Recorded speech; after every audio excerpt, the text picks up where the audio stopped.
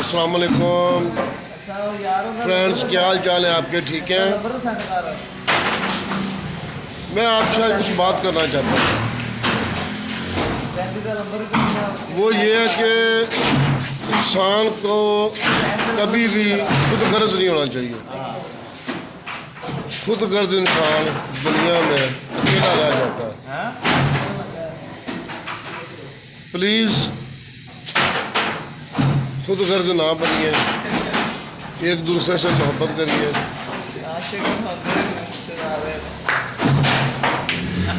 बेलौस इंसानियत की खिदमत कीजिए, बेलौस चाहत कीजिए। ये आजकल के जो लड़के लड़कियां हैं, ये कोई बंदा अगर अच्छी बात करता है तो उसके ऊपर हंसते हैं, मुस्कुराते हैं। प्लीज़ आप हंसें मुस्कुराएं मत, बल्कि इन बातों पे अमल करें।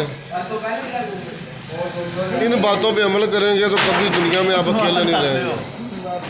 Thank you so much.